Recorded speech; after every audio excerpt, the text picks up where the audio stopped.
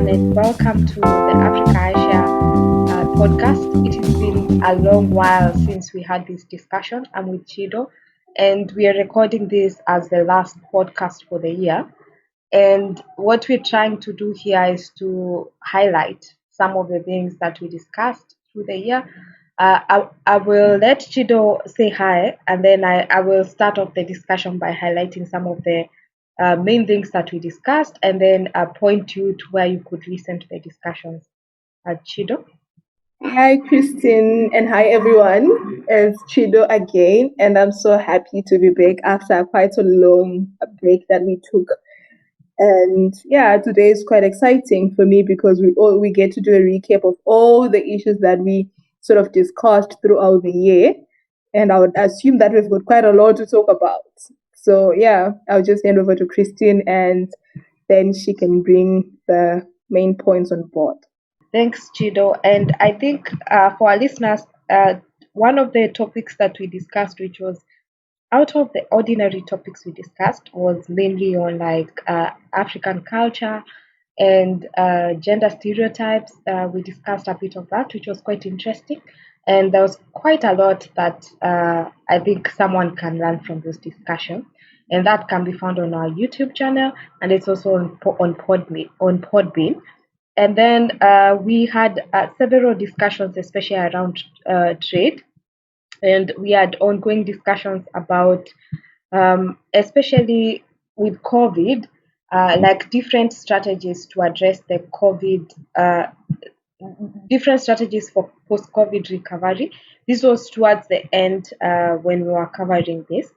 And I think also one of the main topics that we went back and forth, whether it was through the webinars that we have or the podcast, was things that we compared on political leadership within Africa, different African countries. So, for instance, we discussed, and this was mainly with other guests, on things around leadership, about democracy. We discussed what it is that Africa needs in leadership.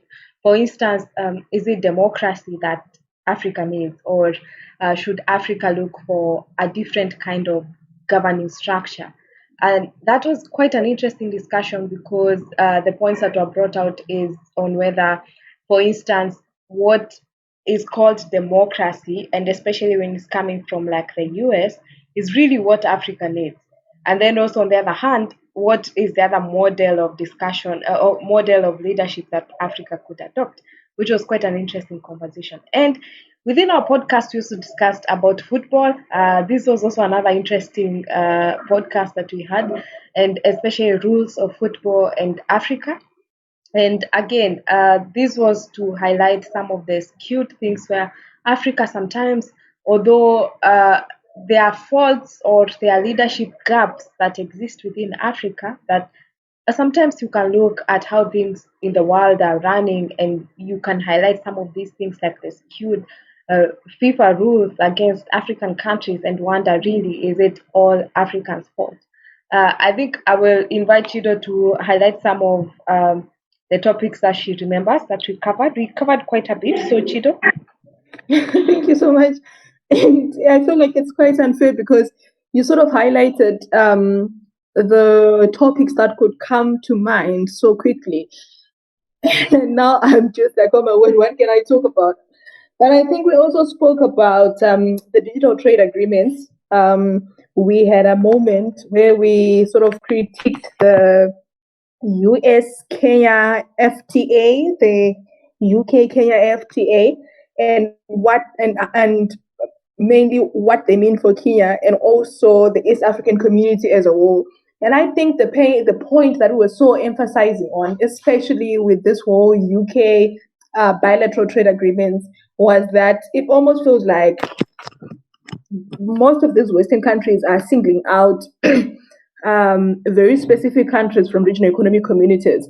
And by that, I mean Kenya from the East African community and Nigeria from the West African community, trying to form alliances which necessarily don't push for the same regional integration that these regional economic communities are pushing for. Because I think from our discussion, it was so clear that ever since Kenya started, I would say, jumping into bed with these countries as an individual country and not representing the interests specifically of the East African community, there's been quite a lot of friction, within the East African community and also within ECOWAS.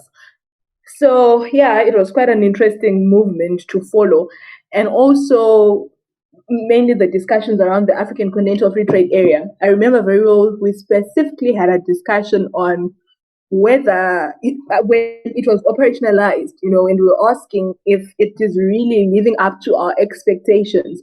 And I think we still share the same sentiments to say that this is like the end of the year, right? It's been a full year with the AfCFTA being operational and countries presumably trading under the preferential agreements, the preferential terms in terms of the AfCFTA, but there is not really much buzz around it. It's actually very strange that everybody has all of a sudden shifted focus and is now talking about fintech and crypto assets and the metaverse and all these other things. And we have completely forgotten about something that we've been so hyped about in the past years. And then we also spoke about foreign aid and conditionality within the continent, right? Specifically trying to critique whether Africa actually needs trade aid. And I think one of the points that we were emphasizing on is that there is quite a correlation between aid, foreign aid, between foreign aid, illicit financial outflows. The argument being that the money that actually leaves the continent is illicit outflows, sort of does a round tripping and comes back as aid and grants and loans and all these other issues. And I remember we spoke so well about also the Sino-Africa relations, trying to really picture, whether Africa is doing a good thing by forming alliances with China. So yeah, those are the main conversations that I can actually think of on the top of my head. And like you've said, they can be found on our YouTube page and also on Podbean. But Christian, maybe to just, I actually thought of something right now when we were talking about some of the discussions that we had, particularly around post-COVID economic recovery and also the role of, small cross-border traders within the continent. And I remember that there has been quite a prevalent theme or idea, rather, apart from the role that governance has to play in these things becoming a success. We also spoke about the issue of access to funds, right? And I think when we spoke about access to funds, we also then had a conversation around incubation in Africa for startups and all these other things. And it almost feels like we kept emphasizing on the fact that, we've got so many SMEs within the continent, but the main challenge that they face is access to funds, capital and all these other things. I was actually having a conversation, Christine, with a friend recently, a very good friend of mine, and he spoke about something that I'd not even thought of, right? His argument was in Zim, which would be very shocking to you because of the narrative that you hear about Zimbabwe, Christian. In Zim, a lot of people actually do have disposable cash that can work as capital. And this is not, I'm not talking about 500 US dollars, I'm talking about a lot of money that can actually act as capital for a business, and not a macro business, but a small to medium enterprise. And then his issue then was the problem is not that people don't have money. They do have money, but they don't know how to unlock funding and investment. So basically, the argument being they have no idea where to invest in, which then made me think that actually we have been making a case about how SMEs don't have funding, but it might not be the truth. People do have money in most cases, but they just do not know where, how, and why to invest. Okay, that's quite interesting to hear. And considering how much we speak about like the need for funding, but maybe what is a thing to consider then is possible different ways of sourcing for funding. Because so I would imagine, for instance, if someone has quite a bit of disposable income and someone else has an idea, so would maybe something like crowdfunding, like from individuals, be a way to go? Because right now, I think in a past discussion we've had is that small businesses, someone starting up, they'll look to friends, they'll look to family. And as we understand, it's not everyone who has an entrepreneurial mind or they don't want to pursue an entrepreneurial path, but they might have this disposable income. No, but now what they could do then is maybe invest, like change the mindset of who can be an investor. You don't need like the big person, just Dangote within Africa investing. It could be that someone who is just an individual with a bit of extra income, if they knew how to possibly vet what are the good investments to put your money in, then they possibly could help these businesses grow, one, and two, also get a return on the investment. And that would be quite interesting, Chido. That would be quite interesting to see, like a funding system where almost like individuals are able to fund it. But to give a perspective of Kenya, so within Kenya, there are these groups. It's called a chama. I will try to describe it, and then Chido, you can tell me if that's a concept that you're familiar with. So what people will do is that it will be like a group of like 10 friends, could be of people of even different genders. And then what they do is that you take the little disposable income you have every month, you put it together, and then you as a group, what you do is that you take that money and you can invest it to either together, or what most people do is that they lend to each other. At the end of the month, let's say every month I contribute $50, and then at the end of once in a year, and there's possibly 12 of us. Once in a year, all the contributions by all the people come to me.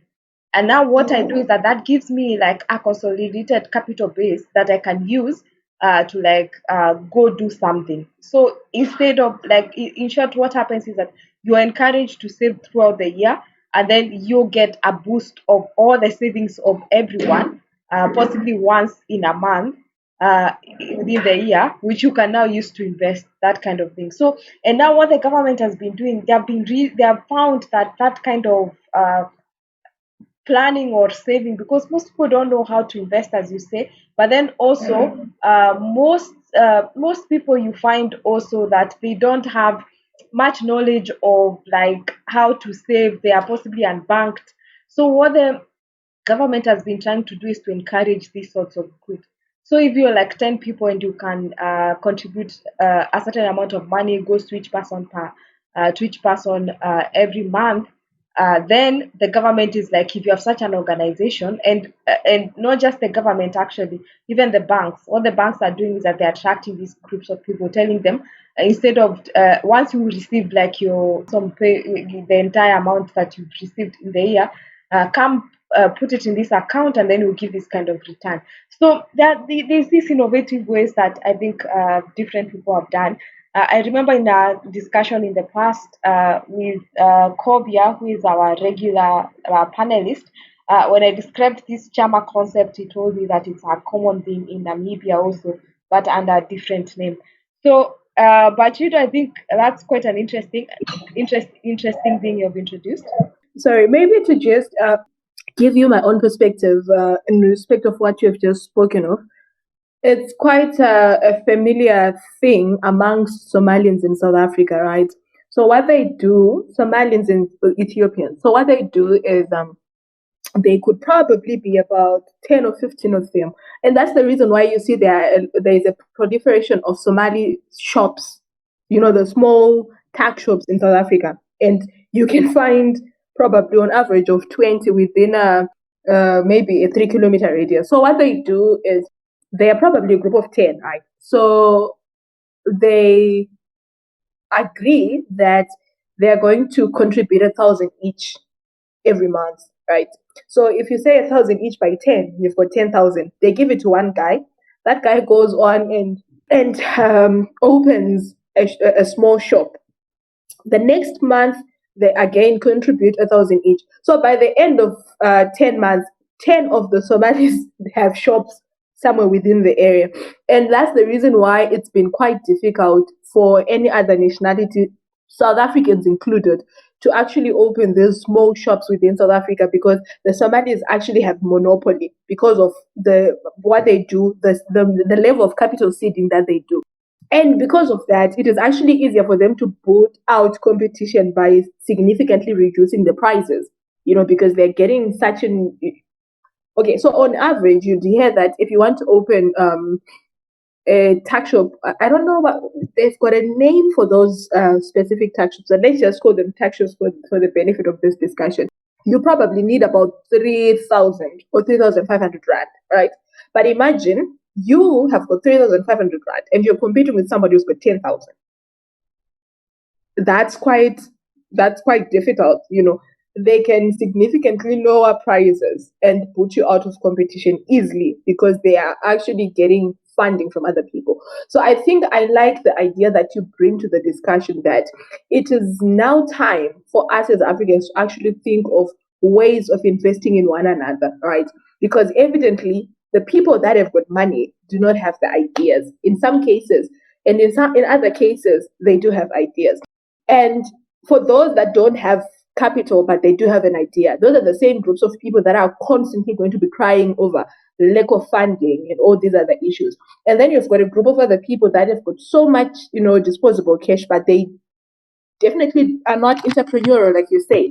So maybe if we then find a way to actually bring that conversation on the table, to say that if you've got money and you know that you're not good with coming up with ideas like myself, why don't you then start investing in somebody's idea and get something out of it? Shido, and I think something to say is that when we started Africa, Aisha, uh, in the first few months, one of the things that we were also trying to do was to get someone come pitch an idea, like in not fully disclosed terms, but just pose an idea and then have a discussion with people inputting into that idea to shape it and see what the possible outcome would be. We did a couple of those, which I hope were very beneficial to the people who we did it with. But it's something, Chido, I think that we should pick up to try and do, so that now we actually input these discussions that we are normally having into someone who is trying to come up with something. And especially you realize, like, across Africa, one of the things that very missing, lacking, is information exchange, especially across borders. Because the thing that I'm telling you, especially about like this saving kind of thing, and raising seed capital, and what the Somalis are doing in South Africa, it's a common thing that Somalis do in Kenya, and actually I think across anywhere where Somalis go, they take the same approach.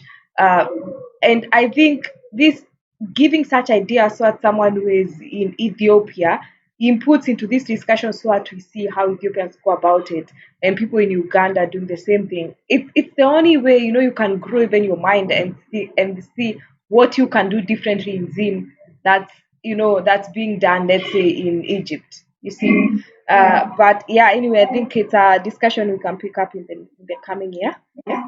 What I'm getting, and what I feel like has to be our main focus 2022 going forward, as Africa iShare, is to actually start having conversations around what can we do differently, right?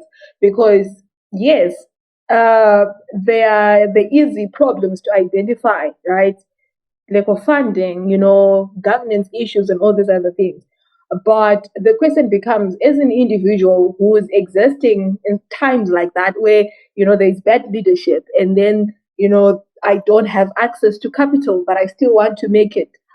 How can I do things differently? What is it that I can do things differently? And by that, I mean actually bringing in practical solutions. Because I feel like if we continuously say, oh, the government needs to do better, the government needs to change, we end up sounding like a broken record, but not actually, bringing in what I would say practical solutions to the person who's actually listening. So it's something that we need to start thinking along, to say, fine, with the climate in COVID as it is, we probably are going to have a fifth, sixth, seventh until we forget variants. What is it that I can do differently to make sure that I still put food on my table and ultimately contribute to greater sustainable economic development within my own country. Yeah, Chido, I agree. That's possibly, yeah, this is a conversation we started by having highlights of our discussions. But I think we're also now shaping up to what we'll be doing next year. So, which I think we could turn to become a think tank where you're providing solutions and, like brainstorming around ideas to better, either better fund or maybe better invest, or like giving solutions to the problems that we've identified through the year. And which I think this is going to shape up as a very interesting year then. And our listeners, you could just pay attention and see what more we'll be putting on the table. I think for tonight, Chido, the last very interesting thing that we did this year that I wanted to highlight is on the digital side. We had the discussion about self-driving trucks, which is like, and also mix that up a bit with digital currencies within Africa, and also like the single currency discussion, which we've had several times. ECOWAS has been trying it, and EAC, and it in short, we've covered quite a wide base of whether it's on the tech side or the business side and the trade side. So it has been a great year, and personally, I've learned quite a bit, quite a lot actually, and it has been a great pleasure having these talks. Chido, from your end, you could give your last comments, and then we'll wrap it up for tonight. Thank you so much. I just wanted to also say that this has been quite an interesting year. So many developments and so many conversations that we've had. Wow, I had almost forgotten the one on driverless trucks, which then brings me to probably flag this out for our listeners that you might actually want to tune in beginning of the year, because we're going to talk about the metaverse. We're going to talk about non-fungible tokens. I'm sure, Christine, you know about all that, which also is part of the conversation as to why Facebook changed from Facebook to Meta. So we're basically going to talk about the legal practicality of actually having a virtual world. What does it mean from a legal and regulatory perspective? And I think it's going to be quite exciting. So yeah, and I'm also looking forward to next year, because it seems as if we've got so much in store for our valued listeners. But from me, I think I would say happy holidays and see you see you virtually January 2021, and hopefully we won't be in the metaverse. Bye. Okay, thanks a lot, everyone, and we appreciate your feedback. So if you could leave it for us on the social media pages, we'll be happy to respond to you. For tonight, it's goodbye from myself and from Chido. Bye.